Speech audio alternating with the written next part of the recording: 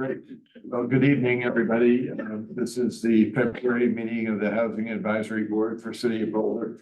I'm Michael Lucchese, the chair of the HAB. And at the moment, we do not have a quorum, but we do have a guest speaker, David Driscoll, who formerly worked for the City of Boulder. And he's going to make his presentation. We think that we'll have a quorum and we'll be able to continue with business, including approval of minutes, public comment, and action items and so forth. So, Sorry, Michael, let's do the public comment now. okay, As opposed to postponing it later. okay. Is there anyone from the public who is waiting to comment?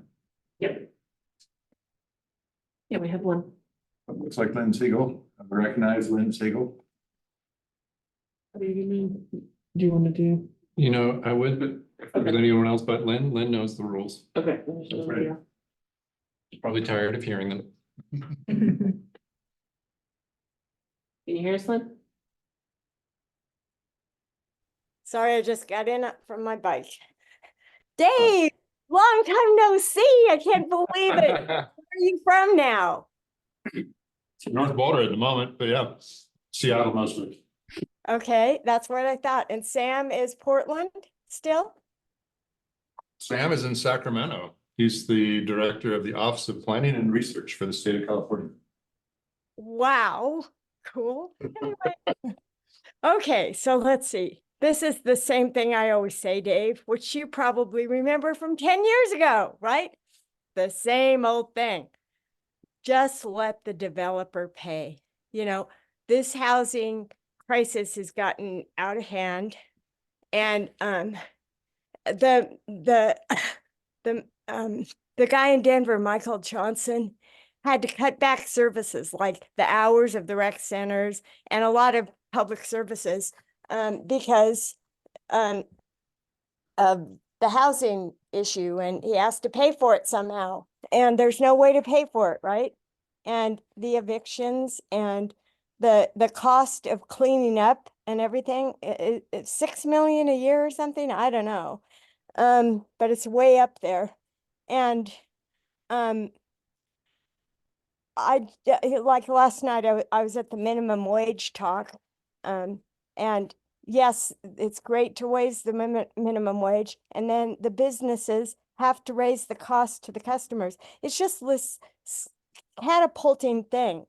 From one thing affects another thing. We need to just stabilize everything, like rent control, you know, like food inflation control, like housing contractors inflation control. It all just goes up, and it's all kind of disproportionate catch up all the time. And the time spent just figuring out what's fair for different parties within the system is consumes a lot of the energy of the folks dealing with all of it. So I just say, let the developer pay. Don't give them parking, you know, reductions. Don't give them height exemptions. Stop handing over the public's good to the developer. It's just driving costs up way too much. And of course, this is what's going on with the Housing Advisory Board. And I'm bringing this up because you should be the planning board. They need, it's multidisciplinary, of course, but the biggest thing I've got to say is free Palestine. That's the most important thing, because all of this is for nothing if we're in a World War III. And Ramadan, it's on the 10th of March, it's going to be up and it's going to be over. So please, free Palestine. Send the word to City Council to have a resolution. Anyway, too much money spent on military. And this is it. I've had it, you know. I've got to pay my taxes tomorrow. It's due. Property. Thanks. Good so much to see you, David. God, I wish I was down there. Thank you, Lynn. And, you know, I saw you 3 times yesterday, which is about average. So keep riding your bike while the weather's good. Thank you for your I saw you comments. today too. Okay, well, thank you. We still don't have a quorum. We are going to move on to our guest speaker, though, and I'll give you a a brief and vague introduction, don't have your bio for you. But I know your title's not, your former title is not absolutely correct here, but the gist of it is that David Driscoll was our planning director for what years? Let's see. It was 8 years, 2009 to 2017. Wow. Should only seem like 6 or 7. Amazing. Wow. And since then, David who's got an extensive background in city planning, has moved on to the West Coast where he's been consulting for communities, especially in California, that are attempting to implement the plethora of housing bills that have been passed through the state legislature. So David and I met and just chatted generally about this recently, and I thought it would be useful for us to hear kind of lessons learned about what strategies are effective, which maybe are well-intentioned but not used, and which are not going well in any regard. But at that point, and you can certainly fill in any bio points you'd like to, David, but we look forward to hearing what you have to say. Sure. And I don't have a formal presentation, but I thought I'd just sort of talk a little bit about some of the things going on, and we can steer into more detail, whatever is the most interesting or pertinent. So yeah, spent 8 years at City of Boulder. We did a number of housing initiatives last year, some of the first steps of implementation of Boulder Junction, so a number of affordable housing developments. We had planning, housing, and sustainability together under one roof for a time. Jay was part of our team, and Kurt and everybody. Fantastic group that I miss. Yeah, I often speak of the City of Boulder team as one of the best groups of people I've ever with. So yeah, and we also did, I think we called it the middle housing or middle income housing study that happened at the time. I'll find update a bunch of other things. I left Boulder. I went to Seattle. I actually worked with the City of Seattle with Sam Assef, who had been our chief urban designer here in Boulder, became planning director in Seattle. I was deputy Dave with Sam for about 3.5 years. Did a lot of work on equitable development, where there was an equitable development initiative at the city that was mostly out of our department. Downtown vision plan, and a bunch of things related to ADUs, and launched a pre-approved ADUs program when I was in Seattle. And then I wanted more flexibility and be able to work from home, and the city was like, that's not possible. So January of 2020, I resigned.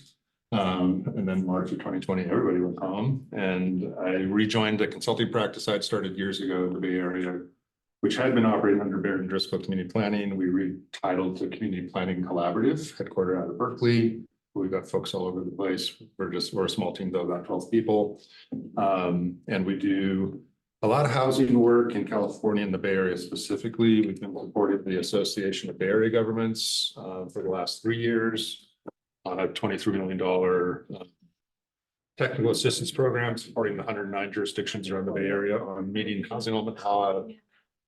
Recently completed a anti-displacement strategy for Salt Lake City, and have been doing some work in the Northwest. And then most recently, part of a team that's working with Dr. Cog on a regional housing needs assessment, which will be a regional housing strategy here.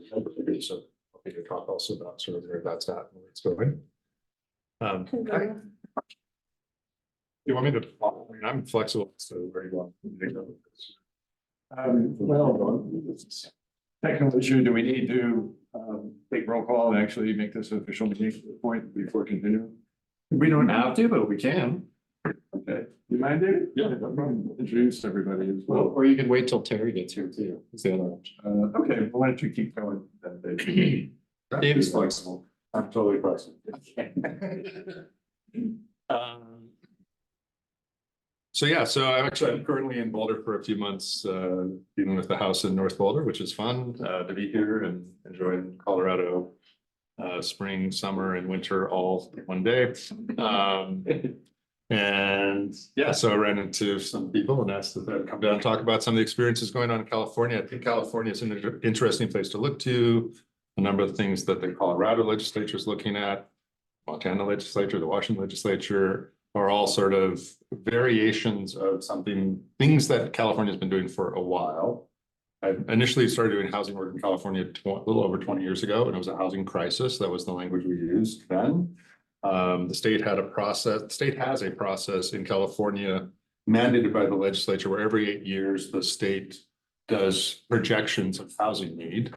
And they distribute the housing need projections to each of the regional council of governments. The regional council of government then goes through a process methodology to figure out how to distribute that to every jurisdiction in the area. So Association of Bay Area Governments is 9 counties, San Francisco Bay Area, 109 jurisdictions. ABAG goes through a process to distribute those numbers. It's called the Regional Housing Needs Assessment, RHNA process. And the state's just gone through the RHNA 6 process, the 6th cycle of doing regional housing need projections. And the short story version is RHNA 5, which was 8 years ago. The projections for the Bay Area were about 180,000 units needed over an 8-year period. Each jurisdiction has to do a housing element showing how that many units could be built in their jurisdiction by income level. Used to be the housing element process was a bit painful, but you could get there and you could identify lands and programs that would help accommodate those needs. RHNA 6, the state number given to the ABAG region was 440,000 units of housing, because not just projecting new need, they accounted for existing need that was being unmet. So overcrowding and homelessness and other issues came into the equation. Yeah. So is it like the same calculus, the same equation for every region? For every region uses the same methodology, but the underlying projections related to employment and other things vary by region. Different variables with the same. Yeah. So there's a process where the state sends its number and the region gets to comment on the number, and then the state says this is the official number. And then once you have the number, that's the number. And so some of the jurisdictions, and then also the methodology this last round really put a lot of weight on equity. So jurisdictions that had not produced affordable housing or had not been given numbers really much in the past got weighted towards having more numbers. So Palo Alto, as an exemplar, I think their last round of housing element, they were told they need to accommodate 800 units of housing. They saw less than that actually produced. This time their number was 8,000 units of housing. So they had to demonstrate that they could accommodate 8,000 units of housing, not just accommodate, but actually facilitate the development of. And much stricter rules this time around about what qualified as a site. So if, Can I have a question?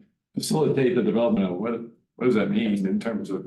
make sure you've got zoning that's actually market feasible. So it's not just theoretical zoning capacity, but actually something that the market could actually build at the density that you're saying they could. Mhm. You had to demonstrate that the property owner was actually interested in redevelopment. So if there was a site that you had in your site inventory from the last element and nothing happened with it, you needed to answer the question like, why didn't anything happen and why is it going to be different this time? So a lot of places had, 20-acre school district site that they said there's going to be 1,000 units of housing on it. And nothing happened. And the school just said, yeah, we're not doing anything with that property. Why did you put it in your site inventory? Which wasn't an issue the last RHNA. It was an issue this RHNA. Anyway, jurisdictions in the Bay Area had till first part of last year to finish, and some of them are still finishing. Because the state is being very strict in how they interpret certification. And in California, if you don't have a certified housing element, which is a part of your required general plan, that means you don't have a general plan, which means you could lose your land use authority if you were sued and taken to court. And now the state has an enforcement unit at the state of housing and development, which is actually bringing court actions against jurisdictions that are not meeting their housing element requirements. So, not saying that that's the future in all other places, but the thing I think that is incredible to me as someone who's been working in housing for a while is this is not just an issue in Silicon Valley and sort of New York and places that have traditionally been expensive places. It is an issue everywhere.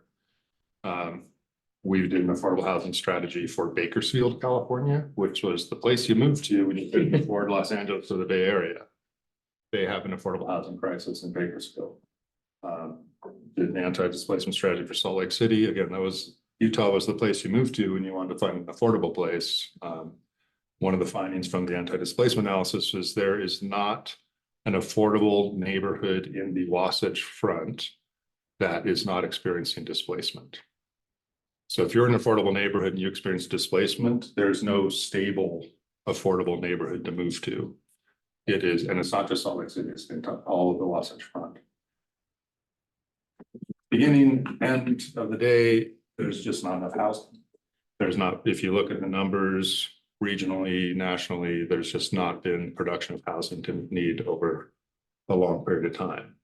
So significant housing shortage, and every jurisdiction is dealing with it. And here in the Front Range is kind of interesting. Compared to most other regions, the Front Range has produced quite a bit of housing, but not at the low and moderate income levels, all at the upper, sort of above moderate, above 100% AMI level. So significant need here in the Front Range. Significant need obviously in Boulder, but not just Boulder. The entire region is short of housing. So it's a kind of a all of the above strategy of like, what could you do to create more housing? Kind of talk about, I mean, so there's a slew of laws that have been passed by the state legislature in California. It's kind of a bipartisan thing. There's not really like the conservative legislators have their own ideas about what could be done to create housing. They've traditionally been very pro-development. So a lot of this plays to things that they like to hear, like build more. But also, you know, there's, I think, an appreciation across the board of sort of need to find strategies and policies to encourage more. Local land use is one of the barriers. It is not the only barrier to the comment Lynn made. It's not developer profit that is driving housing costs. That's not why things are expensive. It's land and construction costs. You could take developer profit out of the equation and you still have a challenge meeting affordable housing needs. Cities doing developments where there isn't any really developer profit, and even the land being donated, it's hard to make things pencil to meet low income housing needs. So subsidies are necessary, increases in density. The more units you can build on a site to divide the land cost across the utility connection costs and the construction costs across more units, the more ability there is to meet an affordable housing outcome. One of the things that's been hot and we've done a ton of work on is ADUs. California passed a statewide law allowing ADUs on any single family property about 5 years ago now. You can actually, under state law, build 2 ADUs and 1 internal ADU on any property in the state. As a matter of law. As a matter of law. Wow. Obviously, there can be issues that get in the way of doing that on a property due to slope, due to wildfire, due to flood. But you have a right to build up to an 800 square foot ADU, and then a junior ADU internal to your unit. And that's seen some pickup. I mean, and ADUs are like their own thing because the developer is a homeowner. So there are some developers who are now doing subdivision. They're building ADUs into new development, but it's not something that there's not a lot of developers who are like, I'm going to go and build 100 ADUs in a neighborhood, because you got to work with 100 different homeowners. So a lot of our work has been working with jurisdictions that really want to see ADUs happen to provide resources to homeowners to help them understand how development happens, how to make an informed decision, what it's going to cost you, what's your payoff period, how do you find an architect, how do you go through the permitting process, like sort of demystifying that whole process to help people get from the idea of an ADU to actually having an ADU in your backyard or side yard or garage. It's even legal in California to put in your front yard in some situations. If you can't, if there's not a place to put in the back, you maybe in the front.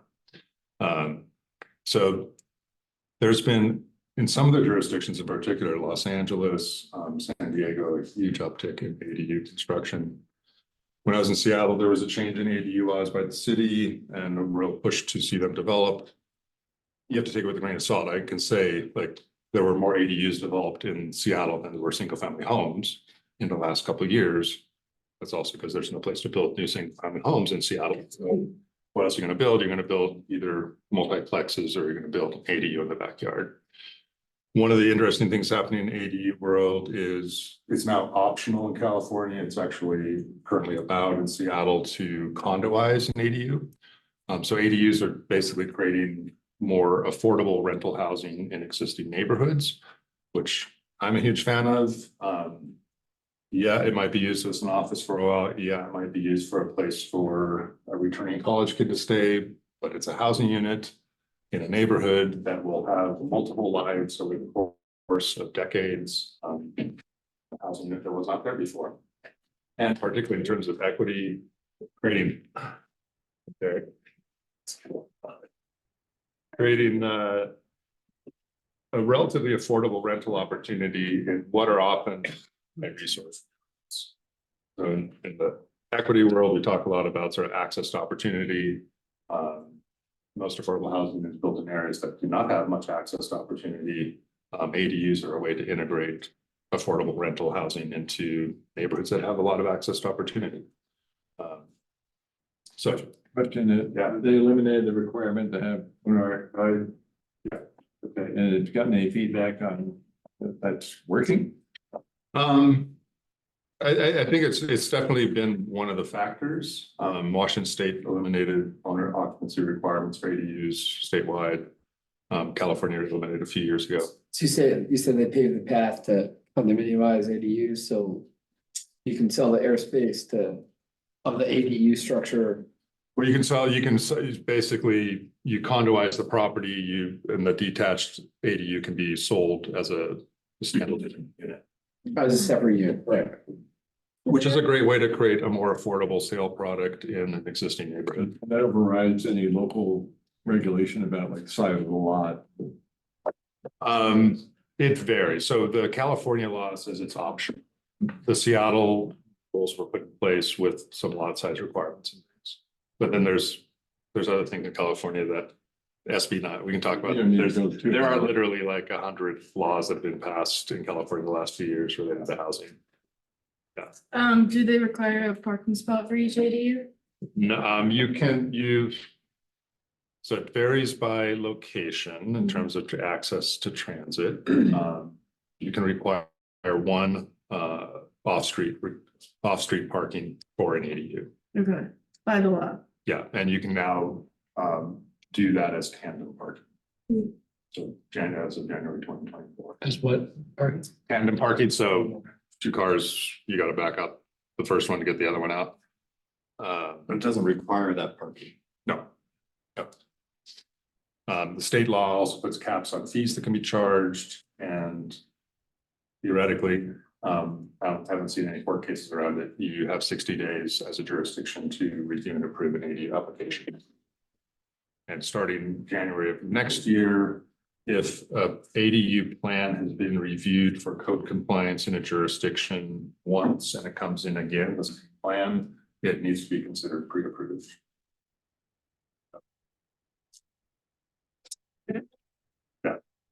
Can I go back to the owner occupancy one? Yeah. So,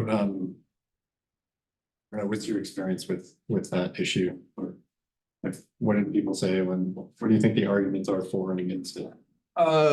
People. Why do they want it? They want it because they're afraid that now they're gonna have 2 rental units next door. And they want to have the owner living there. You don't get to control someone renting their house next door to you in the main unit. I don't know why it would apply to an ADU specifically. So my attitude is you either want ADUs or you don't. If you don't want them, then regulate the hell out of them and you won't see any. If you want them, then don't regulate the hell out of them and you'll actually see some develop. So you can rent a single family home. I've been renting mine in North Boulder and it's completely legal, and the city doesn't say that I need to live there for a certain number of days of the year. Like, so if I had an ADU behind it, why couldn't I rent both the main home and the ADU? If I owned a duplex, I could rent both units. So I get it. It's a way to kill ADUs. So if you want to kill ADUs, then require owner occupancy. Because But the argument specifically about gentrification or investors buying up properties. there hasn't been much of that. I mean, the thing that's driving gentrification is not enough housing and high land costs. Any home you look at in Boulder, it's not the home that's sitting on it that's driving costs, it's the land. So if you want to stop gentrification, build more housing. So what's interesting to me is, California is kind of the OG with a lot of these things in terms of the housing pressures, in terms of a lot of policies that have inadvertently, maybe not unknowingly, but inadvertently created some of the housing pressures, right? So, California, a lot of places in California were early jurisdictions that had TDRs and density restrictions, et cetera, green belts, all those things, which are wonderful policies. They also have strong implications on the number of units that can be built. And so what's interesting, because we're running up on it in jurisdictions like Boulder, mountain communities, et cetera, where we've had density caps or tried to, or, density equals bad. So I'm interested in how these two very positive progressive policies are wrestling with each other now in California, because it seems like it's out in front. I mean, obviously, we don't have any state legislation remotely covering this stuff. I mean, the driver of the issue, at least in the Bay Area, I mean, I know the Bay Area most of all, is economics. It's the job growth. Yeah. So we've been doing work with San Mateo County jurisdiction. There's 21 jurisdictions in the area just south of San Francisco, going down to Menlo Park. Google headquarters, like it's generated 350,000 new jobs over the last 10 years and generated 70,000 housing units. So do the math. Not enough housing. Yeah. And there's still lots of land to build more commercial development. So there's underlying property tax issues and things, but and I would guess if you looked at Boulder's numbers, which I couldn't remember off the top of my head, you have a lot of land zoned for commercial and probably less zoned for residential. So, and we did some work with South San Francisco biotech capital, and you can get a biotech building approved and built in about a year. Try doing that with a multifamily development in South San Francisco. You're looking at 2 to 3 years of a really painful discretionary review process. So you've got to have a really moneyed sort of deep pocket developer coming in who's going to do a multifamily development. So that's what a lot of the state laws are about. Make it as easy to build an apartment building as it is to build a biotech building. So, I mean, those are the questions we often ask jurisdictions, what's the easiest thing to build in your jurisdiction? If the easiest residential building to build in your jurisdiction is a single family home, probably going to see a lot of single family homes. Right. If building a duplex is going through a gauntlet, then you're probably not going to see many of them because not many people want to go through a gauntlet. So, and then I'll talk a little bit about missing middle housing, which is different than middle income housing. Sometimes they overlap, but missing middle as sort of a typology that's not a single family home, not an apartment building. The kinds of things that used to be built in most cities around the country for a long time until they were made illegal. But one of the challenges now is the underlying economics. If you're going to build a duplex, which is probably going to be a rental, it's not going to compete in many markets against a single family home for sale product. So one of the SB 9 is a statewide law that was ballyhooed as sort of the end of single family zoning in California. Now you can build 4 units on any, not just ADUs, but actually 4 units on any single family property in the state of California. Number of council meetings I went to where they were it's the end of the world, everything's going to be developed. And no, it's not. Just because something's possible doesn't mean it's feasible. And just because something's feasible doesn't mean that people are actually going to act on it. So SB 9 made single family home properties a possible development. Here's the thing, the biggest trend in housing in the States has been tearing down small single family homes and building big single family homes. Not the opposite. So there's a lot of money out there in the Bay Area of California and in Boulder, Colorado, that people who money is really not that much of an issue and they want to live in a big single family home. They don't want to live in a duplex. So yeah, you could build a duplex on it, but if I'm the developer and I'm building it, I'm gonna build the home that I can sell for $6 million, not the 2 duplexes that I can rent for $400,000. So it's just so you have to look at the economics. And again, it comes down to like, what do you want? If you say you want ADUs, then don't regulate that lot of ADUs. If you say you want smaller, duplexes, townhomes, smaller homes, then make those the easiest thing to build. But if the easiest thing to build is a 5,000 square foot single family home, well, the market's happy to pay for those and people are happy to build them. So one of the things we've been wrestling with recently over the course of the past year is, and it's, pretty endemic in Boulder right now. There's a lot of the old single family homes, good old 950, Sears and Roebuck model Craftsman, right? Gets torn down. Up comes the trophy home for somebody from California over here, technically, but trophy home comes up. But it's single family, and how do you account for that in terms of saying, there's the implications of taking that small, building it, quadrupling it or more or whatever. And so is there any legislation in California or any policies in California that address it? Because it's one of the things that we've been talking about quite a bit lately. Yeah, I mean, there are some jurisdictions, I think one of the examples that's been in place the longest is Portland, Oregon. So they did a missing middle sort of rezone. And they were the only jurisdiction at the time, I think others have done it since, that basically tied it to the number of units on the site. So if you just want to build one unit, a single family home on your property, I'm making these numbers up, so don't quote me. You can build 2,500 square feet. You want to build 2, you can build 3,200 square feet. You want to build 3, you can build 4,000 square feet. So you get more bulk because you're creating more housing, which most jurisdictions do not do. So, and they'll actually put open space requirements and parking requirements and things on a per unit basis so that sometimes it becomes physically impossible to build a duplex, or you're going to force those units to be so small that no developer is going to build them. They'll build the monster single family home because you don't have those open space requirements and like it's just easier to do. So they were one of the first to actually tie a number of units to the FAR, the bulk on the property. And I think that's actually one of the things that in some of the conversations like we were having in Seattle, if you went into neighborhoods and talked about what is upsetting people, like it's the McMansions. Yeah. It's these monster homes. They tore down the beautiful, cute little Craftsman and they built a 5,000 square feet. And I've never even seen the people there. I don't know where they are. They're like, they live somewhere else, but they just come here like once a year and they want a house in Seattle and it doesn't matter to them.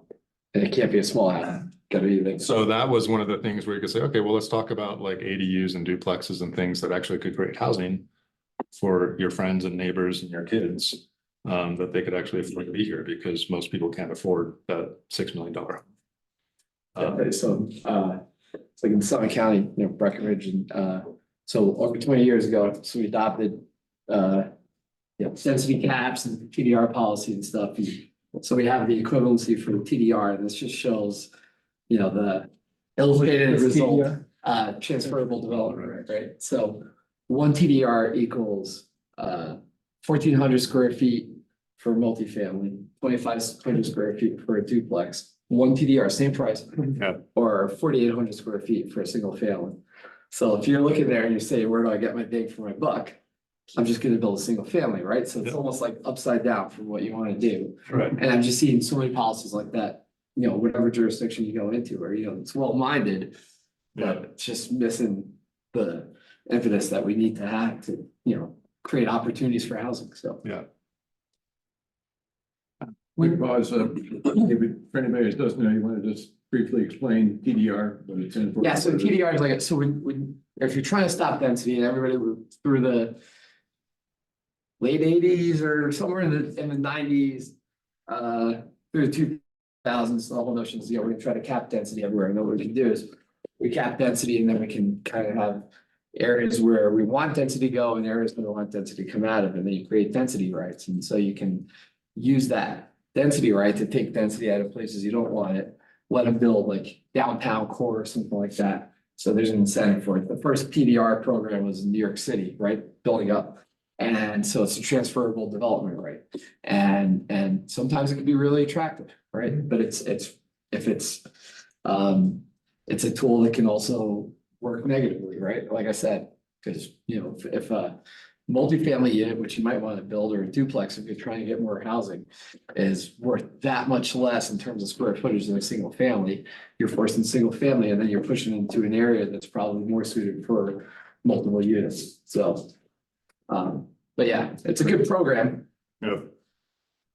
Needs some refining, Right, given what we're dealing with now. farmland in some places. Yeah. Yeah. I have two questions, David. That I think are probably most relevant to Boulder and ideas we've discussed endlessly. One is rezoning commercial properties, especially if it's low FAR, people like one-story little buildings surrounded by a lot of parking. And it seems like that's a real area of potential to develop multifamily housing. The other is allowing, you know, the 5,000 square foot house to be built, but then no restriction on what kind of density could be within that space. So it could be like 10 micro units or 4 apartments or whatever like that. I mean, have you seen those techniques applied in places you worked? And like if you rezone it, will they come? Does it? Yeah, I mean, it depends on, I mean, that can vary by market. And so, you know, definitely, so we did a lot of work with some of the Bay Area jurisdictions early on in their housing development processes to analysis of their rezoning strategies to understand what would be the likely market response. So don't go out and have a big bloody battle in your community about rezoning something that's going to create 5 units. Because a lot of that, you know, the SB 9 is a good example of that. Okay, the state blew up single family zoning. Not really, but it looks like it on paper. But when you look at the details of like how it could play out economically, it's not that big of an impact. Except for the subdivision things that are built into SB 9. Yeah, sort of the commercial redevelopment, there's a ton of activity in the Bay Area around redevelopment of older shopping centers. Most communities are oversaturated with retail, given changes to online shopping and things. And so there's a lot of defunct shopping centers, some of them quite large, that are being sort of master planned and redeveloped.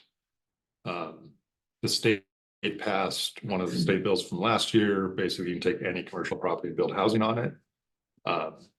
Well-intentioned, I think problematic in practice in some jurisdictions I know where it's happening, where developers are now going to build 200 units of housing in a site that really, like, there's no sidewalks, there's no services, there's like, so now the city's in a space where like, okay, now we got to figure out how to like make it livable in this like crappy old commercial property that's now got housing on it. And they can't say no, they have to approve it because it's allowed under state law. So yeah, I think there's a huge amount of opportunity for redevelopment commercial areas. I think it happens best through some kind of area planning process, just to sort of look at sort of how's it going to work as a commercial area. A lot of the, if you're familiar with the Bay Area, the peninsula, there's 101, which traditionally has sort of been a dividing line. Like this side is not residential, it's hotels and the airport and biotech and sort of commercial development. And then this side is where the housing is. And a lot of the jurisdictions, this route of housing development, it's been looking at sort of the Bayland side for housing development in conjunction with plant water rise issues, rise issues. But anyway, I think, yeah, there's a ton of promise for looking at particularly retail. Part of what I'm asking is, it's just so appealing to people who develop housing that they're rushing in and taking advantage of. Yeah, it depends who's the underlying owner and sort of what are the local economics and what can they build on that property. You know, again, it's sort of driven by local market. I mean, there's been a couple developers in the Silicon Valley or San Jose Cupertino where the cities are actually kind of upset because they went through whole rezoning and created higher density zoning, and now a developer's coming in and building townhomes because they've decided that's where the market's at and they can do for sale feasible townhomes, and the city's like, well, we wanted this to be 300 units of housing. Those are probably expensive too. Yeah, that's Silicon Valley, yeah. I mean, the thing that's happened in the Bay Area that's just a little depressing is like, you know, the median income is so flipping high. Santa Clara County, like you can make $140,000 a year and qualify for affordable housing because the AMI is above that. So you know, I know what you can get the land for. You can build a product that's affordable to $140,000 income household. The thing that amazes me is that there's actually people who are janitors and service workers, how they're making life work in San Jose and these cities. It's a little bit why we have so much homelessness, but other thing I wanted to highlight is there's a SB 35. So when I say AB is Assembly Bill, SB is a Senate bill. Senate Bill 35 was passed a few years ago. It's a streamlined review bill, which I've seen as having a huge impact statewide. All the affordable housing developers have jumped on it. So if you come in the door with a development proposal that has a certain level of affordability and it varies by what the income level is, or if it's senior housing, you can qualify for the provisions of SB 35, which basically says, make your application consistent with the current zoning. You can receive a 60 or 90-day, depending on the scale of your development, review and approval from the jurisdiction.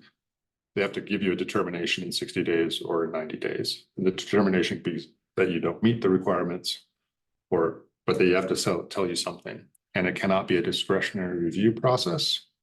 You can have a design review board meeting if you want, but that cannot be the decision. The decision is to be ministerial, made by staff, and it has to be based on objective standards in place at the time that the application was made. So a huge movement in California to take design guidelines, which I think maybe Boulder has these kinds of design guidelines, if I remember correctly. Things like, is it consistent with neighborhood character? Which 5 people could debate until 3 a.m, which I think planning board did when I was there. And it has to be made objective. So that anyone can read the standard, know what it is, design a building to meet that standard and get approval. I think that's one of the things that gets back to like, be clear about what your vision is, what you want. Put in place the zoning to actually make it possible and make it happen. And then when people come in with the thing that you said you wanted, don't rate them over the goals, like approval. That's how communities get built. Developers build buildings. That's what their business. They're not demons for building buildings. So, you know, yeah, if someone comes in and says, I want to build a 40-story tower on a place that you said is going to be a school, well, okay, then there should be a process to have a debate about whether that's consistent with your vision. But if they come in to build townhomes in a place that you said you wanted to see townhomes, why would they have to go through a year-long or 2-year-long review and approval process? They should. Obviously, the state has jumped on this because communities weren't doing the job, which is happening a lot of as well. But you know, Boulder is actually had a much more pro-housing city council and did a lot last year. I hope to do a lot more this year. Are there any communities you would highlight that have taken the initiative and not waited for that hammer to be swung from the state level and, you know, seen some progress from their own? Yeah, I mean, there's a bunch of jurisdictions that are pro-housing that have been doing work to sort of create housing outcomes. You know, even when you're pro-housing and you got the right zoning in place, creating units that are affordable to very low income households is going to require a stack of money. So you know, there's some fantastic developers, and there's you know, City of San Jose, I think, has been doing a great job. City of Oakland's been doing a great job. Berkeley, I mean, if you go to Berkeley now, you'd be like, I mean, this is Berkeley, there's cranes, they're building housing. Like, wow. Yeah, next to the BART station. There's going to be redevelopment of the North Berkeley surface parking lot next to the BART station that's been there for 25 years or not longer, 50 years, who knows. Anyway, so there's been, I think one of the things in this round of housing element updates in the Bay Area that was really impressive to see was this strong YIMBY voice. People were showing up at council meetings and saying, we need housing, we want housing. not that there weren't strong NIMBY voices as well, but there was not a meeting I went to where there was not an equally strong, mostly young sort of set of voices saying, I want to live here and like the housing costs are out of control. And the only solution is more housing. So there was, and even communities, Half Moon Bay, which is part of the Bay Area, but it's a rural on the ocean, a lot of ag housing challenges and and a pretty significant old school population who were like, yeah, we need more housing. Like people can't believe what homes are selling for. And so there's just sort of people have kind of reached a point of being kind of fed up. And even, I've heard fairly conservative council members sort of say, I'm kind of glad what the state's doing. Because I'm so tired of like, we do all this work, we rezone, and then the project comes in and the room is full of people yelling at us not to approve it. Like, we need this. Like, we have a whole 3-year-long study to just like understand like why we need this. And now people are upset that it's getting built. So when they can say, all right, we can't, state law says we have to approve it. It's kind of a relief. Are there enough state laws at this point? It's like a matter. So Sam is their writers, the head of the Office of Planning and Research. She doesn't write legislation, but they advise and just tell the legislature to take a year off because there's just such a Because it conflict. seems like to get the momentum going, to implement everything that's been passed is still a huge effort ahead of California, right? Yeah, I just briefly looked before I coming over. We work with ABEC to do summaries of new state laws every year and do a webinar on state law requirements. The 2023 state law summary was 25 pages, and that was like summary. I think we covered about 50 different state laws that have been passed in 2023 related to housing. And some of them are great, and some of them are like, I don't know why we're doing this, but it's kind of fashionable to put your name on a piece of housing legislation.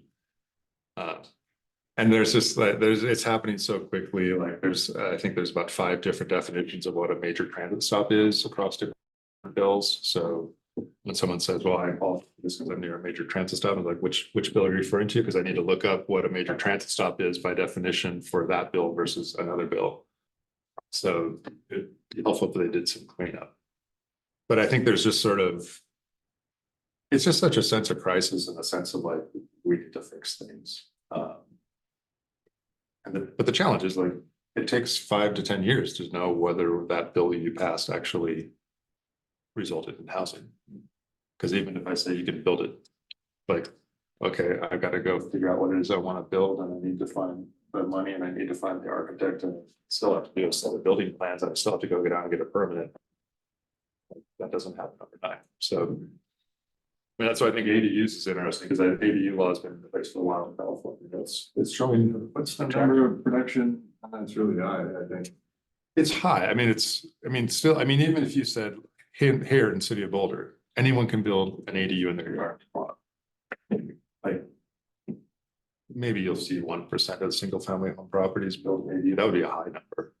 Like, so it doesn't happen overnight. Like, how many people are sitting at home watching TV wondering like if they could build another building?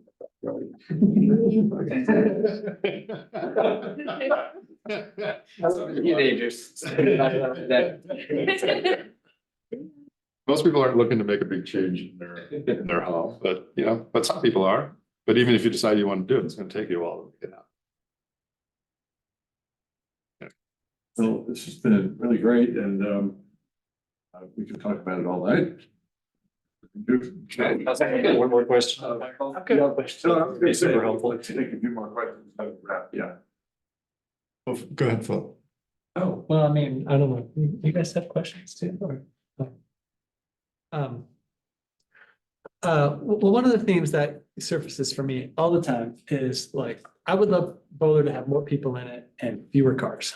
And like, I have this fantasy that maybe there's a density at which the intensity of car traffic just naturally has to give way to room for people and structures built for people. And I'm just kind of curious, like, are there any examples in California, like recent ones, where increased density has corresponded with less intensity of car traffic?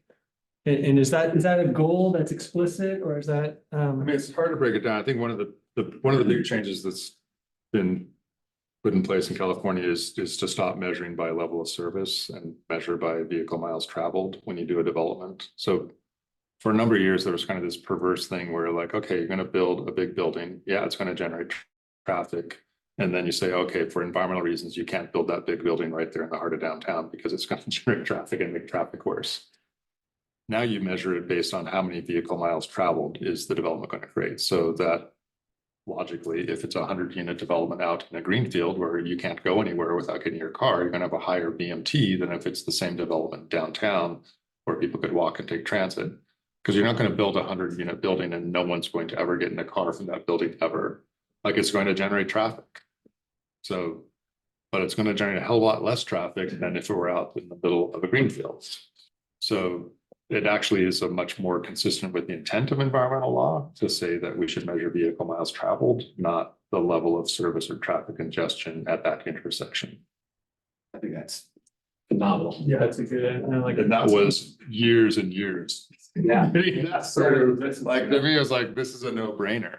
Because A lot of, I always think about it in terms of the number of cars.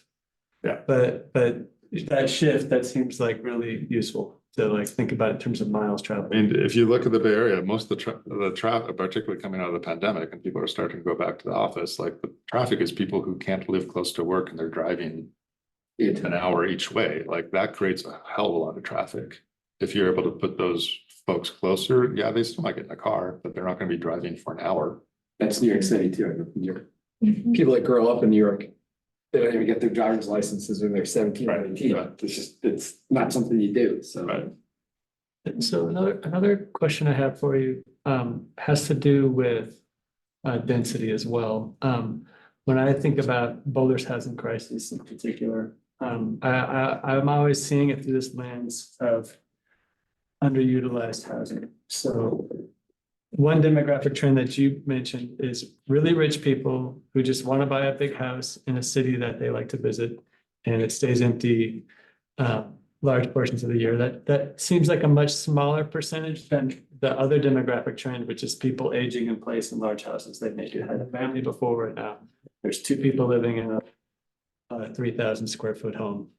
And so like one of the ways I like to think about that is just like empty bedrooms. How many empty bedrooms are there in Boulder? And there's a lot. And so it's interesting because often the people who live in those nearly empty homes are like, Boulder's full, you know. And meanwhile, that demographic is like emptying, those neighborhoods are like literally emptying out of people.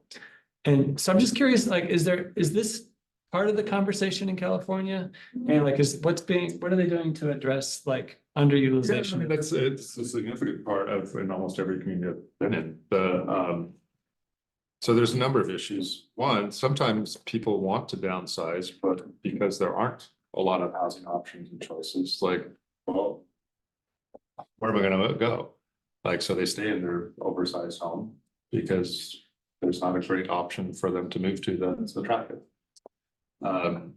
Some communities, Santa Cruz comes to mind, have put in place programs that provide financial support for seniors to build an ADU that they will then move into and then rent out their home. So it becomes sort of a income generation thing for them. They can age in place, stay on the property, design what they want their green ADU to be.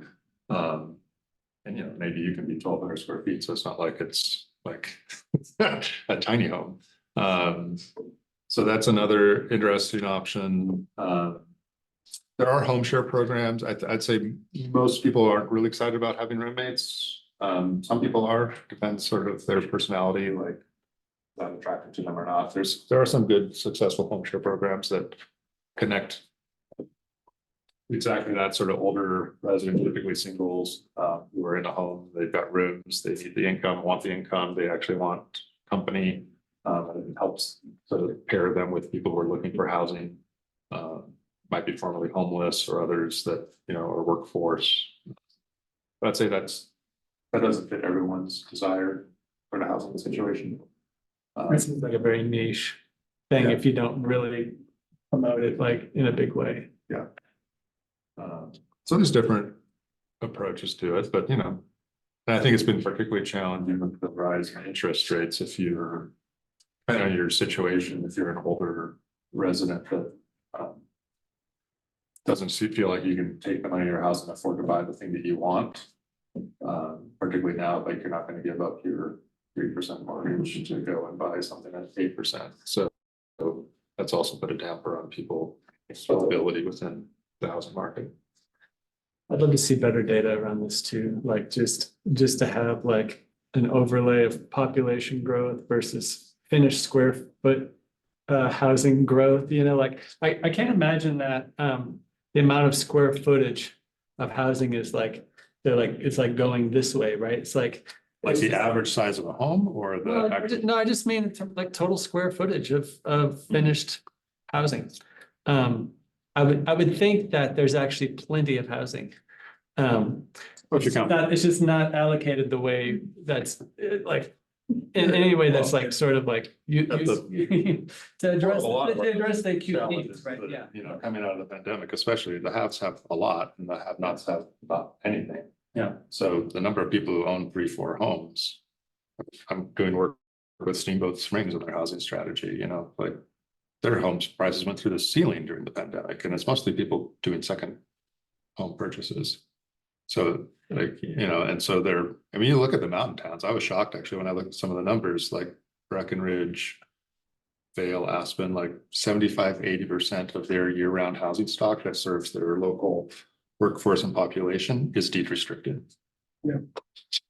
So you're looking at a situation where basically 100% of the homes that serve a local population are deed restricted so that people can afford to live there, because the global wealth that's driving home price increases makes it unaffordable even to doctors. Like they can't afford, if you move to Steamboat and you're making $250,000 a year, you kind of have an expectation of the home you're going to be able to buy and live in.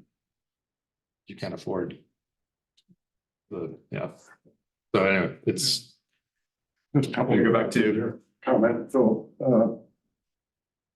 I think they just mentioned this, we have a lot of empty bedrooms here, as you point out. People are maybe not so motivated to have roommates.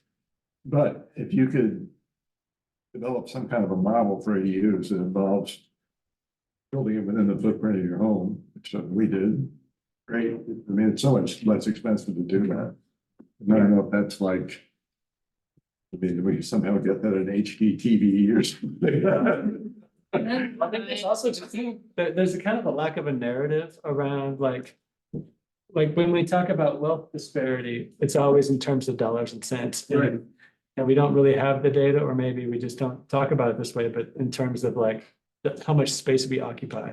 It feels like if we had the right kind of data, like the House bill, the state bill that got trounced last year has a section in it about data collection.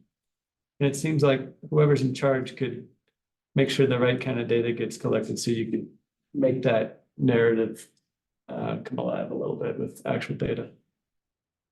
Can I add on to that? So, the whole issue about household size declining, house size increasing over time. But it was interesting, the biggest pushback last year to the governor's legislation to reform land use was we don't have the infrastructure capacity. So to me, I have a hard time believing, particularly with that those two trends. We being both the local communities, man. I heard that. As well. So David, do you have any closing comments and I have one more, sorry. Well, so did that issue come up in California? I mean, did the jurisdictions yell, oh, we don't have the infrastructure to handle this increased capacity, and therefore you can't do it? yes, they said that, and then the state said to your plan anyway. I mean, in the housing element, you have to have a area where you talk about infrastructure capacity, sort of non-market constraints on housing. And you identify that, and you have to have programs that says what you're doing to address that, and so. Everyone had to do that, and I mean, this is where some of the stuff started getting a little absurd. I did some work on the Monterey Peninsula where the state water board has a water moratorium in place. And they were told, tell us we're gonna put 10,000 new units of housing. But you know, the thing was, the state was. Yeah, honestly, what's playing out is there's people who are like, don't want to solve the water problem because that's the way they want to stop growth. So the state's like, well, now put it in your element, tell us what you're doing to create that desalinization plant. Because you can do it. Just have to have the political will to do it. Nice. Anyway, so That's great. So the last thing I would just, if you could share just a little bit about the pre-approved plans, particularly for ADUs. yeah. This group has talked a lot about that. Okay. Yeah, we, as I said, we've done a ton of work on ADUs, both on the policy side, but then helping to create tools for homeowners who want to develop ADUs. So our jurisdictions that tend to be our client, but we build sort of robust websites with sort of little short video stories of people who built ADUs, why they built them, what their experience was, how they made their decisions. So it might be for their adult child who is autistic and they want to be able to live close by, or for their aging parents, or for the local worker because they want to contribute to solving the housing problem. But then has a workbook to help people go through sort of what they should be thinking about, the questions they should ask at each step of the process. Online calculator that we got money from the Chan Zuckerberg Foundation to make available throughout the entire state in California so homeowners can get on and say, I'm thinking of like a internal ADU that's this size, or I'm thinking about a detached that's 2 bedrooms and 1.5 baths, and it's populated with local construction per square foot construction costs. And then you can calculate out if you're planning to rent it, what your likely rental stream will be, what's your borrowing costs, if you have borrowing costs, and then sort of tells you what your payoff period will be. So you can make an informed decision and sort of play around like, what if I made it smaller, or what if I made it bigger? And then then there's a number of pre-approved plans, or there's sort of 2 categories, well, 3. There's prefab plans, which are essentially already pre-approved. So any prefab plan in California at least has to be gone through a federal HUD review process or a state HCD process to show that it's compliant with building codes. But then we've also set up for local jurisdictions to do pre-approvals and sort of put stuff up on a plans gallery that says it's pre-approved for the building code. You still have to go in to get a permit for the site review. And then there's even standard plans, because even if it's not pre-approved, if it's an off-the-shelf plan rather than a custom design plan, you're going to save $10,000 in 3 months to 6 months of custom design work. So it's just sort of a way to help people find something that's going to meet their needs, understanding those needs vary quite a bit. So we built an initial site for the Napa Sonoma ADU Center, which is a sort of separate nonprofit that supports 16 jurisdictions across Napa and Sonoma counties, as sort of a trusted go-to for homeowners to understand the permitting process and what's possible and what's not possible, what state laws they can do, and then access resources like architects and contractors to make the project happen, and some specialty loan products, which has been super successful. So yeah, we built this plans gallery, and we're in the beta of a new version, which would basically allow any jurisdiction to sort of sign on and sort of have a back end where they review 500 different plans and say, this one meets our requirements in our jurisdiction. And then someone can go in and say, I live in the city of Boulder, and it'll pop up and populate the plans that have been selected by the city. He continues to own the plan, and sort of helps generate, business for the architect, helps jurisdictions connect homeowners with the resources they need, and helps homeowners sort of get through the process. I think one of the big challenges is like, okay, yeah, build an ADU, like I've ever, some people have done development, most people have not. And open up your zoning code and try to figure out what the hell it says that what I can do or not do on my property. Good luck. So sort of helping jurisdictions sort of embrace like they're expecting people to do a pretty significant task, sort of giving people resources to get through it. Yeah. Happy to send you some links to things. And also links to, or on California law, if you wanna have your eyes roll in the back of your head. And I was just, I was in Bend this weekend. Uh-huh. And so a lot of jurisdictions in Oregon, a friend of mine is a deputy city manager, they're doing the same thing. They have pre-approved ADU plans and Yep. even Summit County has pre-approved ADU plans now as compared to the last 3 months. Yeah, one of the things that, when we first started, like, a lot of jurisdictions are doing this thing where they hire one architect to do 3 or 4 plans. And nobody uses them. Yeah. Because there's just the needs of what people are looking for are so varied. Right. Like the likelihood that someone's gonna say, that's the thing, that's what I want in my backyard. That's what we have a bunch of jurisdictions that have pre-approved plans we put on the gallery, but our whole thing is like, we can have a gallery that's 1,000 plans. And you can It'll still you come. can filter, and it should be like an Etsy for ADUs, like I can say, Yeah. I'm interested in 1 bedroom, it needs to be accessible, it needs to have washer and dryer, it needs to maximize storage, or, you know, sort of different factors, and here's 20 plans that do that. When it's pre-approved, is that kind of just like based on the footprint that you're allowed to use? So it's pre-approved, so building officials tend not to like that term. Because they're like, Pre-approved? yeah, because everything still has to come in for approval. Yeah, But it's basically been reviewed for compliance with building code. So the Right. building envelope meets building code requirements. right. So The- theoretically, the architect could help you move things around inside of it, right? Right. Customize it a little bit. Yeah, so different jurisdictions have different rules about how much you can, if it's pre-approved, a pre-approved plan, how much you can change before it loses its pre-approval status, and Yeah. it has to go through a code review again. I mean, I understand, I mean, building officials their job is to make sure that people don't build things that are gonna kill people. So, you know, and it gets complicated in California, in most places, like, you know, soils conditions, seismic, slope. All these things have to be factored into wind and things that have to inform the engineering of the building envelope. So saying that here's a pre-approved plan, go put it in your backyard. Building officials are like, let me see that please before you go do that. Mhm. But again, my attitude has been like just a standard plan, an off-the-shelf plan, even if it still has to go through building review, like it's gonna save you thousands of dollars and months of time. It'd be really cool to see local architects in Boulder do that. Yeah, no, we've done Bakersfield and Napa Sonoma and other places, call for proposal from local architects and sort of they'll post their designs up and connect them with homeowners.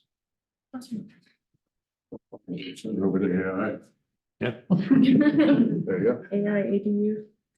AI is still putting too many fingers on people. So Wonderful to have you here. Yeah, no, it's fun to reconnect and, yeah, keep up what you're doing.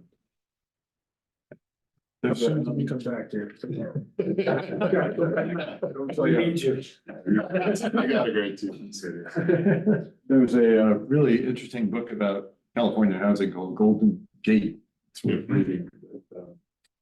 Almost a cautionary tale, but it was written just a few years before the state legislation went into hyperdrive. And there's actually a section on Boulder from the IMBY conference Oh, yeah. in that book, in the very first chapter. Good read. But it's sobering, as everything about housing tends to be a little sobering the deeper dive you get. So let's have a hand for David Driscoll. I think he's gonna stick around and might be having a little celebration there. Well, now we're in 10 minutes in, you call this meeting to order. We'll begin with roll call to see who's here. So let's start with Karen Hoskins. Here. Hoskin. Got it right, eventually. You did. Yes. Here, I'm And she's here. here. That's great. Now we're gonna mispronounce Philip's name, Philippe. Here. Danny Pedro, Aye. the outgoing in every respect, Terry Vamos, Present. we have Julianne Ramsey. Yeah. We also have present our great staff, Tiffany Bowler and Jason Gret, and our planning board liaison, Laura Capel. So we are now in official meeting. Agenda review. We'll be approving our minutes next. We've already had our public participation. Matters from the board. We've already had our David Driscoll presentation, but he'll continue to be here. We might be able to we'll get some more expertise wrung out of them. We have a decision item to discuss our 2024 letter to city council stating our priorities that they can consider before the retreat. Section on matters from staff. We'll debrief the meeting, do a calendar check, supposedly at 8:50, but hopefully we'll get started a little bit done a little bit earlier. This is Terry Pomos's last meeting as a member of PAP. It's been a delight to have him on the board, and I hope we'll have a little gathering to celebrate this. So with that, we need to approve our minutes from January 2024. It's confusing. And do I have a motion to approve those minutes? So, Danny, give it a second. Here, good. All in favor? Aye. Minutes are approved unanimously. With that, I think we need to get our letter up. We're going to do a little wordsmithing. I trust that everyone has done their homework because you have in fact eaten. Good sign. And we're ready to put some finishing touches on this. And vote on it for possible approval, sending it to council.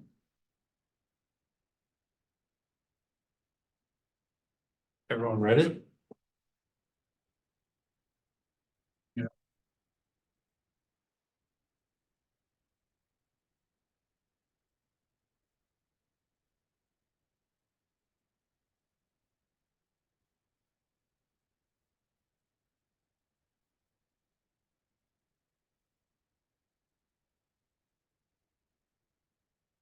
No, who's replacing Terry yet? We do not. So council. We know who's applied, maybe? I'm sorry? Do we know who's applied? We do. And most of the interviews have already happened. Oh. There's a final interview actually tomorrow. And then council on March 21st, I want to say. It's gonna make the appointments. We'll get 6 applicants. We will have a new member the next meeting. Yes. And hopefully Karen will also be reappointed. So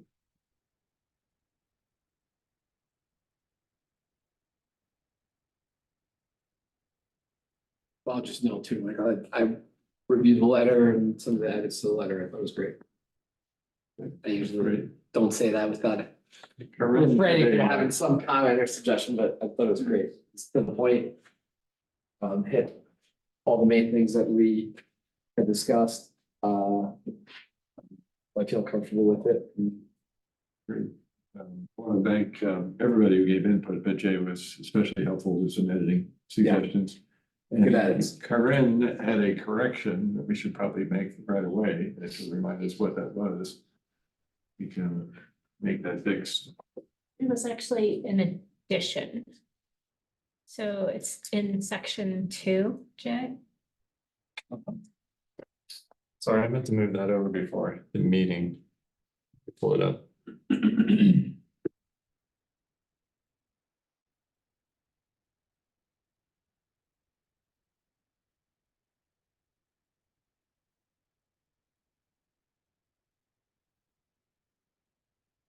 you talk about something else while I do that? Yeah, I just wanted to mention, I did send out a summary of the housing summit that I attended, and Jay and others. It was really excellent, the regional housing summit in January. And if you'd like to see background materials, I do have a digital version of all the PowerPoints and presentations that Jay forwarded to me. And there's lots of high quality data you could read about.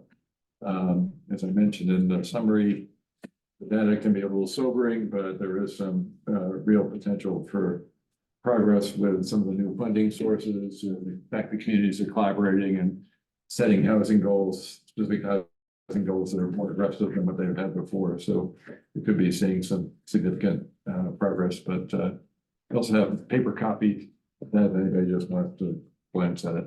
Michael, I'm curious, you said that the last one of those was in 2017? That, Yeah, isn't that right, You Jay? said, Yeah, is it 7 years. like Well, a- part of it that was COVID. It just didn't happen for Okay, I was gonna ask, what is the kind of cycle of that usually? Or is there one? There isn't necessarily a cycle. The 2017 summit was really when the whole partnership was launched. Ah. So it didn't exist before that. And that's when every jurisdiction in Boulder County basically committed to the 12% goal. And so this was really a recognition that, you know, that was a while ago. We have all new elected officials throughout the entire county. And so sort of recommitting to that goal and bringing it to the forefront, particularly after the passage of the county ballot measure 1B, which provided, you know, that additional funding. Mhm.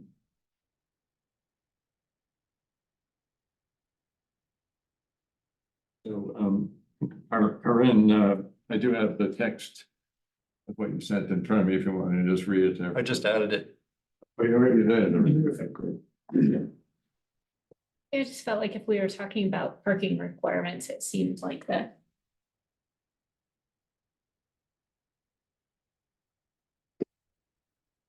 We'll see without your boxes and you see it with my boxes. I'll So you read it. wanna read the part that you added, or somebody read it? Yeah, I'll read it.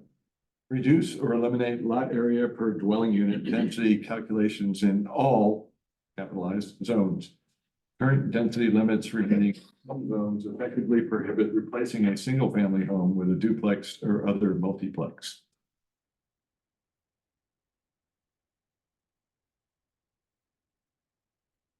Seem clear, making sense?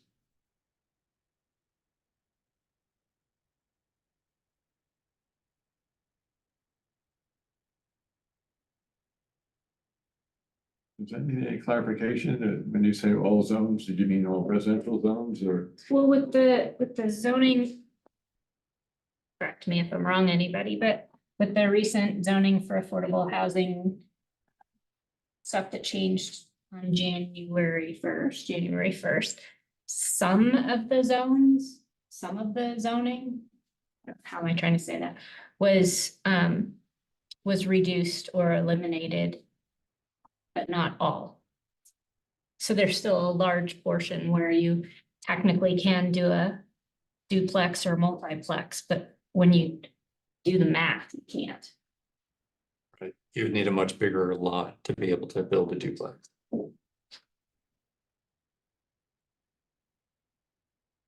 It's up on the screen in yellow highlight, you know, if anybody wants to read it more carefully.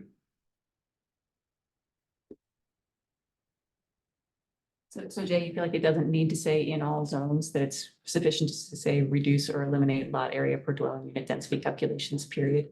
Oh, yeah, cause I did say that, and then I edited it and I said to say in all zones, cause I wanted to acknowledge that some did get changed in January 1st.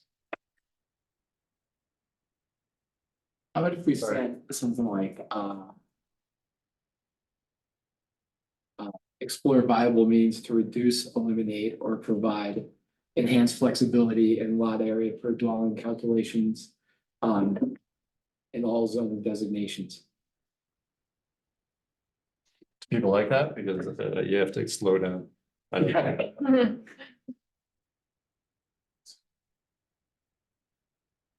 So Danny, you're just trying to provide a little bit more flexibility in case it's not feasible to actually reduce or eliminate them in all zones. Right, I've been trying to kind of capture what we're saying too, which is that, you know, there's a lot of ways to get at it, but we need to try to look at how to get at it and to do it throughout all zone designations. Is that not implied with the phrase areas for additional have research and discussion? Actually, that's getting inserted. Oh, in the wrong section.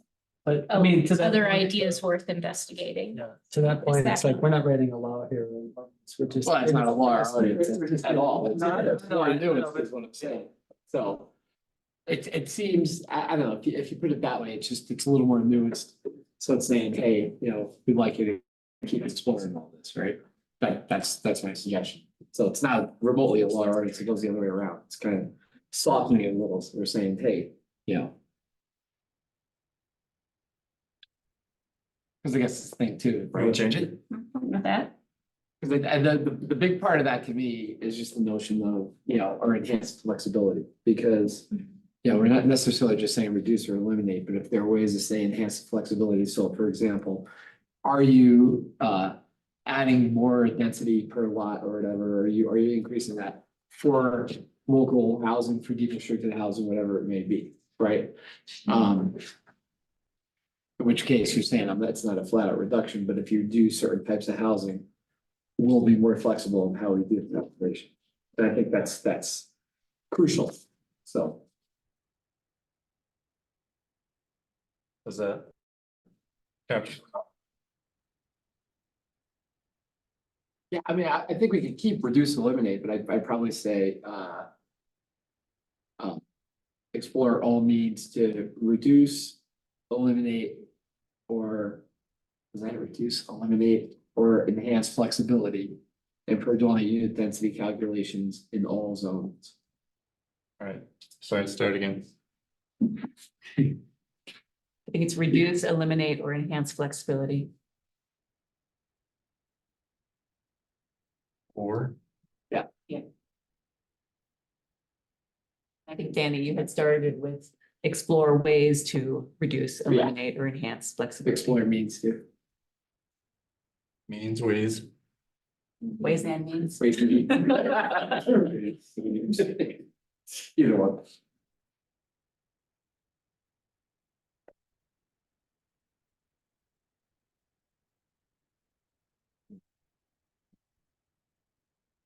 Or ways to reduce that modifies flexibility.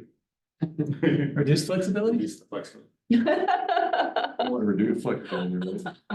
Yeah, that was fine the way it was. Well, you could put enhanced flexibility at the front, so then it wouldn't be ambiguous. Enhanced flexibility or, Yeah, enhance Yeah. flexibility or, wait. Then what are we reducing or eliminating? group editing is always something. I think it's explore ways to enhance flexibility, reduce, or eliminate per dwelling unit calculations. There we go.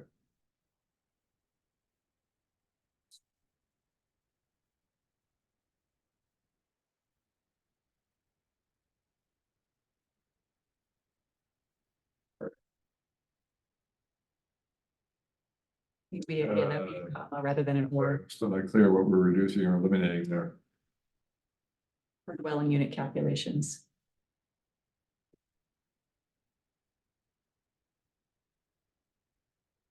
Would it be Yeah, Terry's already checked that. restrictions? My daughter just got into another school, that's what I was checking. Sorry. Congratulations.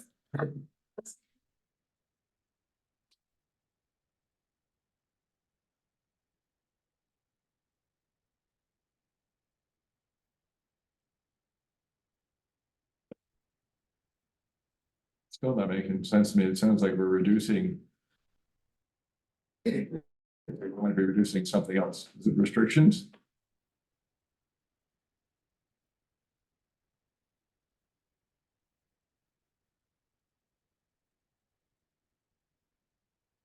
I would just enhance flexibility in dwelling unit density calculations. Oh, yeah, that's. Yeah, Yeah. oh. There you He's got it. I love reducing or eliminating. Even better.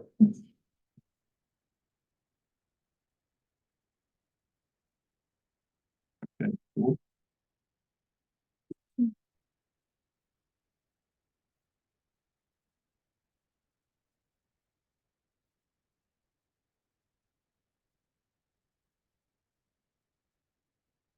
Everyone's okay removing the pallet homes tiny villages?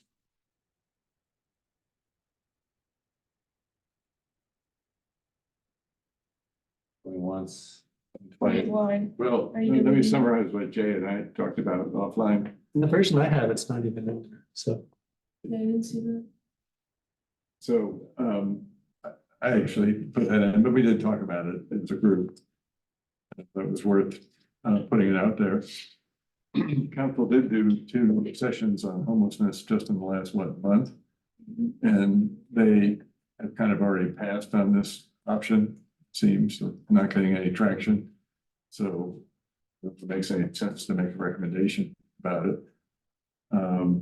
I also, although I'm very curious about this angle and technique for dealing with transitional homelessness, I'm curious to see how it's playing out in Denver, where they're really doing this at scale.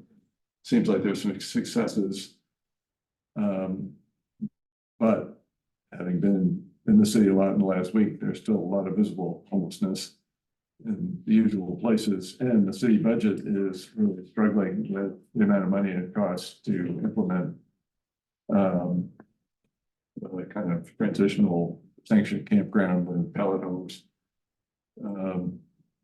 So I think the jury is really out. It doesn't mean you couldn't recommend, let's do a pilot program as opposed to Mayor Johnson in Denver doing it in a sweeping way, almost wholesale.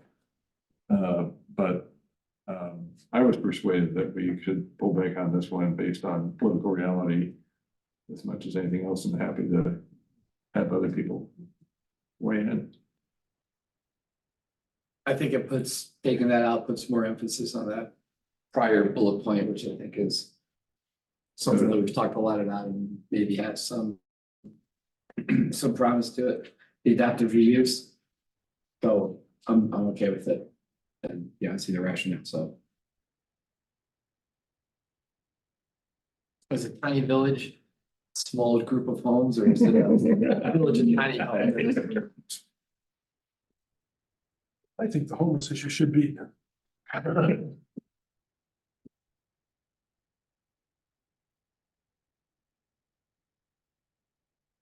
Anything else? So I added Michael's signature line and then listing everybody else. All fit on 1 page or 2 pages. So we all just sign over our names? Is it like- No, this isn't that long. I would actually like to read it out loud and just make sure we're not fumbling on any points and. Do it, the whole thing? It's like a page. Okay. Far away. Go for it. Yes, the whole thing. It's a sarcastic tone. Dear members, Okay. really? In 2024, we look forward to continuing the direct relationship among city council, planning board, and have blah, blah, blah. Good stuff. In 2024, and we'll focus on 3 areas of housing problems with an eye toward making recommendations for possible solutions. 1, missing middle housing, e.g. for sale plexes, townhomes, and single-family homes affordable for middle.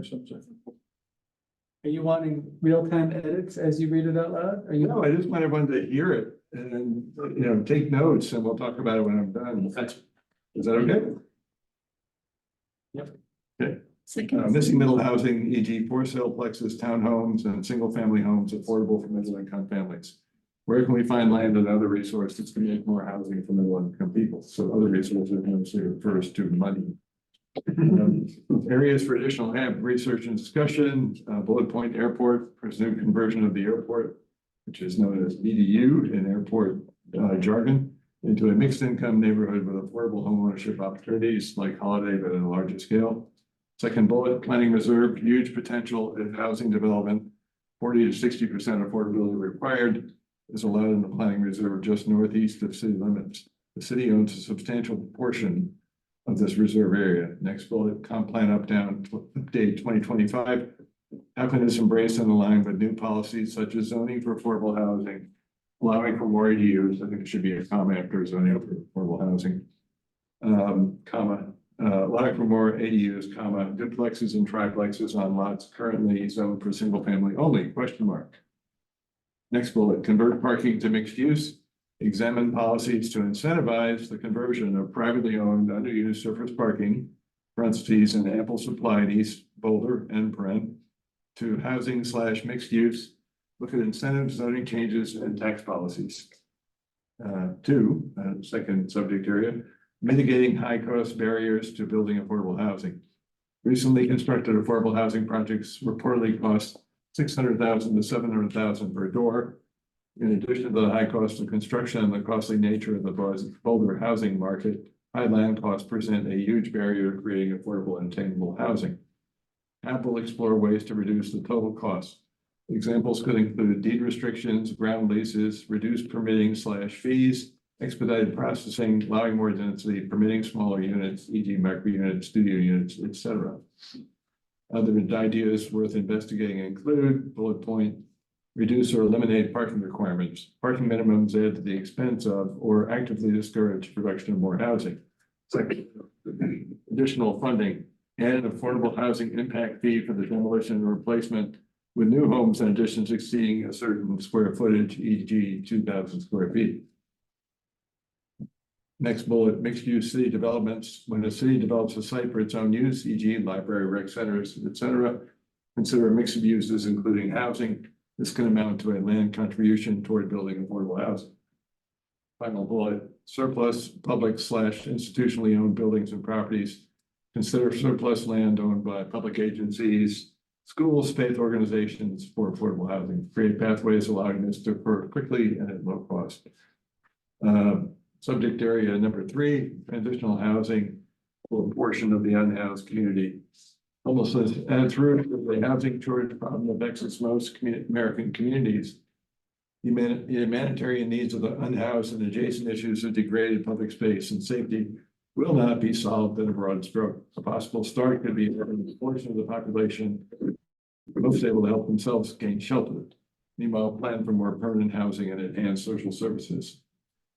Bullet point, adaptive reuse of vacant, underused office buildings. As an alternative to encampments, look into making it easier to rezone vacant buildings for dorm, hostel-like transitional housing, streamline code approvals. If we truly see, let's treat it like one, then the rest of it's boilerplate. So thank you for your patience. I thought it might be valuable to hear it out loud and make sure we're all on the same page and not making any big mistakes like leaving a comma out. So any other thoughts now you've heard it? Well, Michael, the version that you read from didn't have Karen's new edition. But the Oh, I'm version sorry, I was reading from my that own Jay computer there. did have it Uh, in the yellow there. Okay, let's just read that. Lot area requirements. Explore ways to enhance flexibility and per dwelling unit density calculations in all zones. Current density limits effectively prohibit replacing a single family home with duplex or other multiplex. Okay, that's the whole Pachoda. Sounds like a great housing master plan. That could just be the Bible right there. That could do it all. It's all right there. That's just what it's only for. Actually, I think this is the solution to 80% of it. We got plenty of time to discuss this, but I would also entertain a motion, but we can talk about it. to discuss.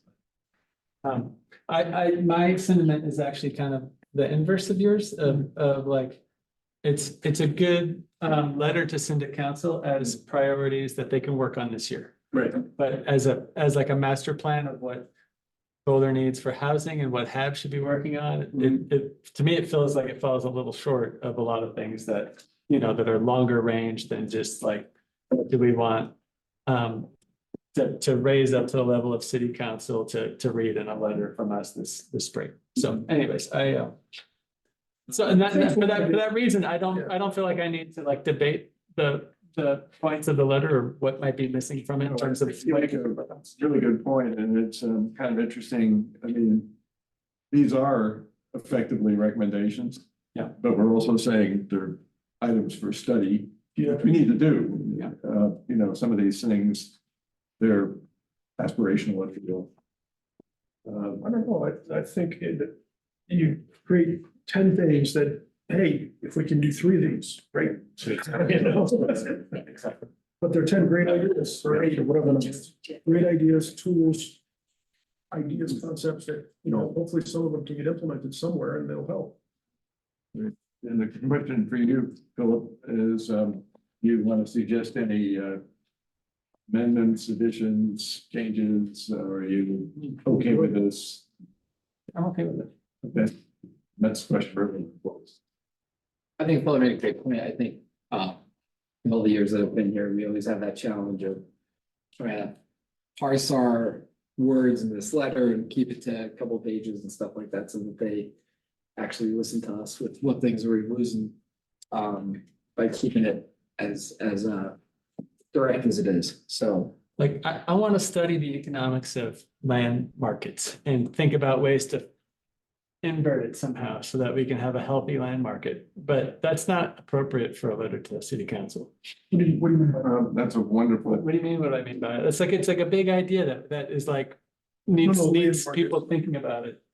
land market, like, you wanna, Yeah, like it's like look into a land value tax as a possible way of thinking about how to make a major adjustment to this market that's not working correctly. You're talking about like taxing the land as though it had a. Well, I'm actually not talking about that. I'm just talking about like, it's this big issue that doesn't fit into a letter as a recommendation. to city Well, it's a council. great thing to Yeah. discuss. Yeah, totally.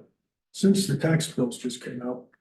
A lot of people don't know that if you have a vacant piece of land, the actual dollars you pay in taxes are way more than if a building's on it. Believe it or not, no, like crazy amounts.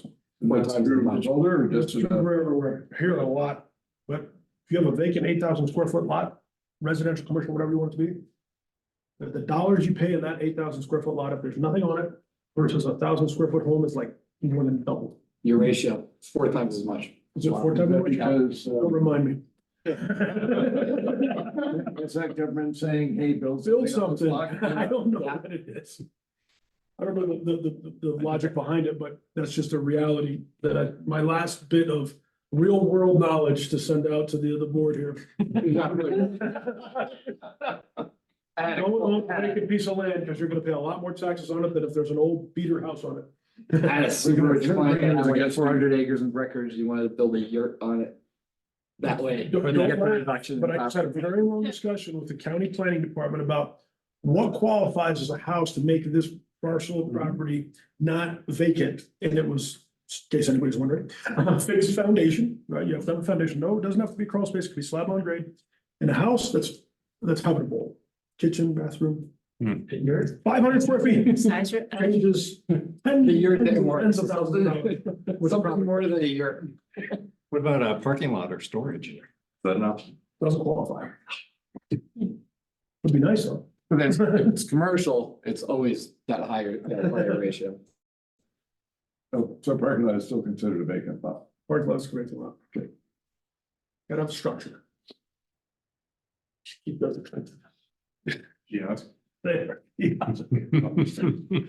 I even went to the mobile tiny home trailer. No, that doesn't count. That doesn't bring it down. I'll stop now. not even a whole tiny home village. Tiny home building, great. That would bring the taxes down to residential. No fixed foundation though. Gotta have fixed foundation. 4 times, Danny, that's really what it is? I didn't Yeah. calculate it. Oh, jeez. The index is 0.725 and then 0.29. Or Wonderful. 2.9.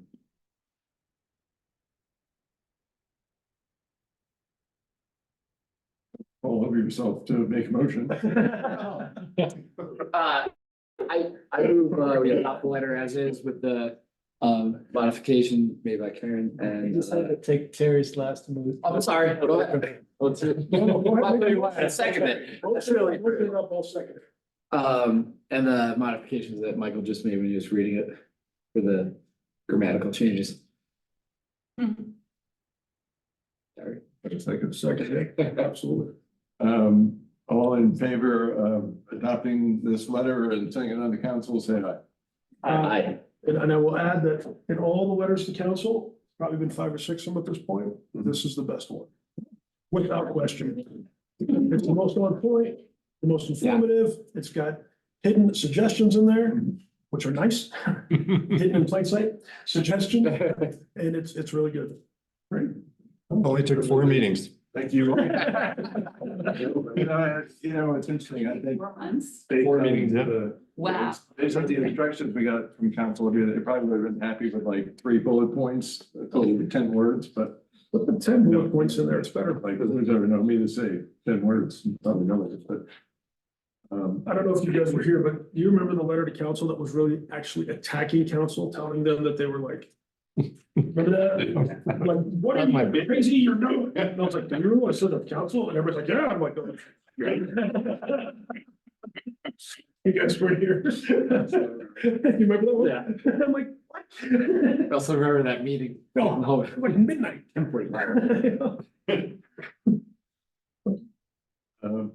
Okay, before we go on to management staff, I'd actually like to ask Laura if she would like to discuss something, but I might ask her that outside, because you might not want to. Then I probably don't. Okay. Probably answer the question, okay, there's something outside.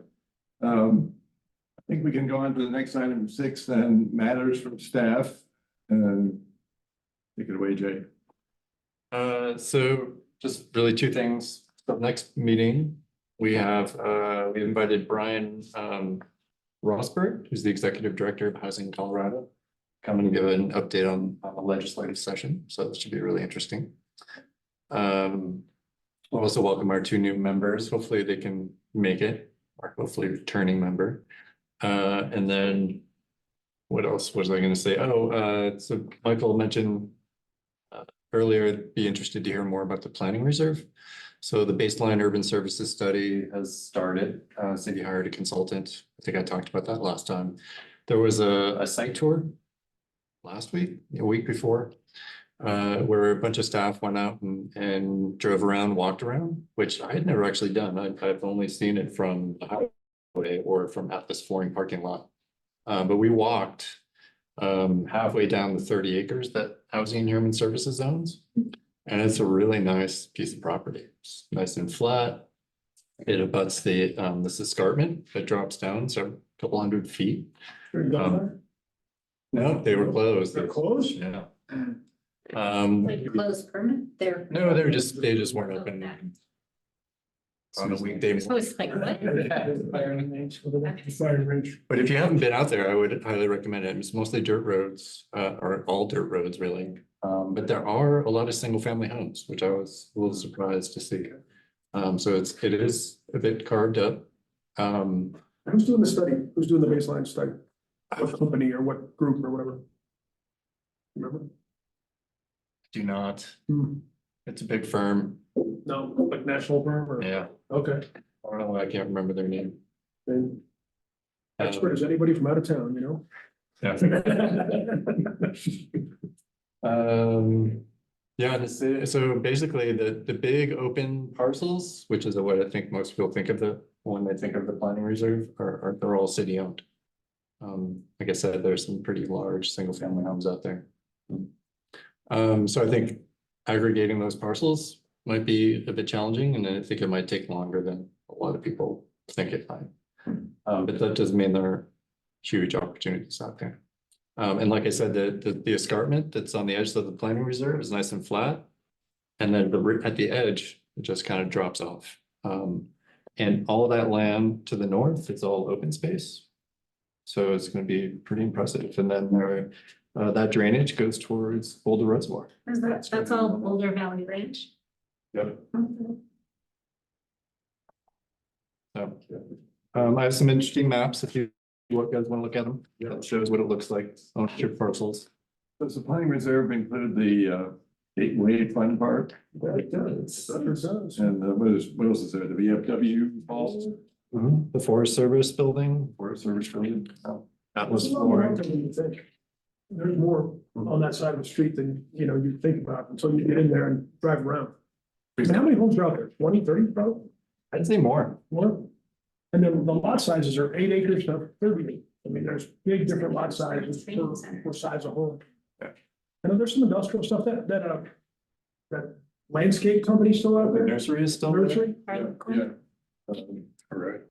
they sell plants that don't need water. It's pretty amazing, or at least irrigation. They need water from the sky.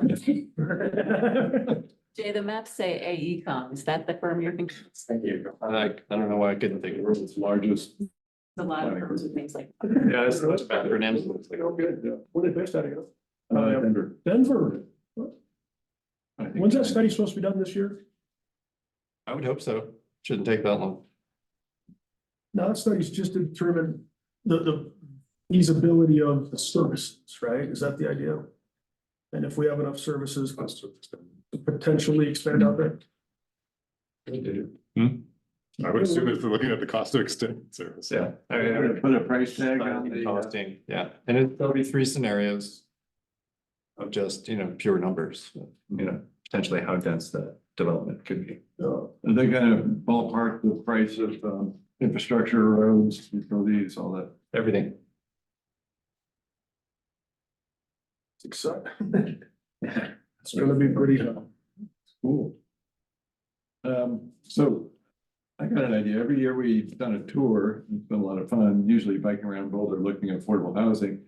What if we should do a planning reserve tour? Another idea for a field trip.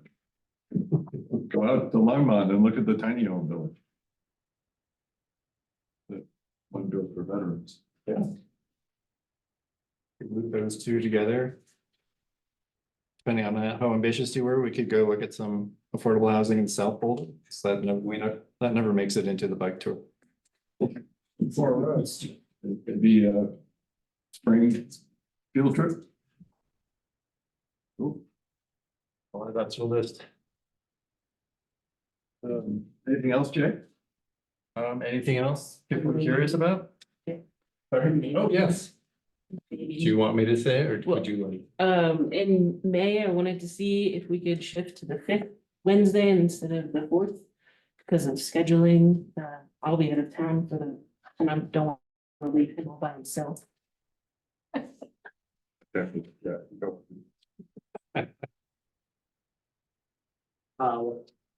So instead of the 21st, it would be the instead of the 22nd, it would be the 29th of May. Which is the week of Memorial Day. I'm sorry, you want to shift the date to when? Or we can do it earlier, the 15th. 29th is 2 days. after. 1:15. 15th would be good. I think I'm leaving town on the 16th. So it'd be good for me. Works for me. It's fine for me. You look at May 15th. May 29th. Or 15th if we want to move it earlier. I thought Michael said the 15th. Okay. Did you prefer the 15th? I'm gonna be out of the country on the 29th. Okay. France. David, how's your calendar? Just to study how. You're gonna leave your house empty, I bet. Just to study how. I'm going to- So are you guys saying the 15th? 15th of May? Yeah, 15th work. Works for me too. And any interest in doing our field trip before then, just while the weather before it gets too hot? We're gonna be driving, right? So like, is heat a concern? What's that? Is heat a concern? For bike tour, maybe. Oh, okay. I thought you were talking about going up to Longmont in the reserve in South Boulder. Michael is not a big bike. So I mean, I guess. Pick one, but maybe not all three. We can pick it at the next meeting. Let's put it on the agenda. Yeah. So we're okay with the 15th of May? Okay. Yeah. I have another adjustment. I'm not gonna be available for the April meeting. You guys could always go on without me. Tiffany will be here. The day of the April meeting is, 24th.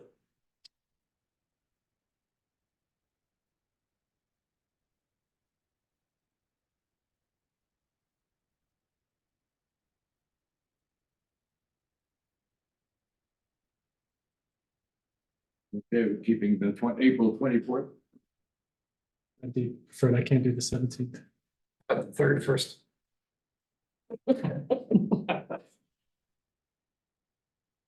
Great. Any other questions for Jay, or are there any other issues that anyone from the board would like to raise before we go to the debrief of the meeting? You just do a quick vote on changing the May meeting. Yes, do I hear a motion to change our May meeting to Wednesday, May 15th? Yeah, you gotta do this. yes, So it's a motion, not a vote. I move to do what Michael said. Everything that Michael says. We have a vote on, moving our May meeting to Wednesday, May 15th. All in favor? I, Great. Last vote, Yeah, you're gonna miss that. I'm gonna, Meeting debrief, we had a quorum with one absence, grateful to see everybody here. We had one, public commenter. We approved our minutes from January 24th. We had an excellent, presentation and discussion with David Driscoll about housing innovation on the West Coast and how it might apply here. Also drawing on his expertise for working in Boulder for 8 years. We reviewed and approved our priorities letter to council, which we'll forward to them, I guess, tomorrow. And they will be considering that at their March retreat. Jay gave us an overview of what's happening at the planning reserve based on a recent tour. And we really want to wish Terry Pomo as well and say we miss him a whole lot. Anything else before I ask for a motion to adjourn?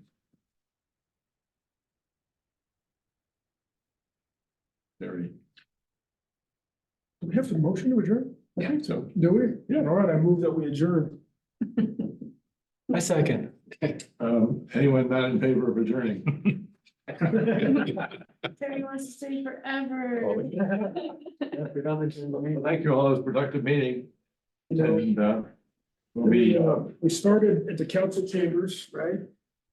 With a whole bunch of people and everybody was in person and then we went to the COVID hit, we were all sick at home.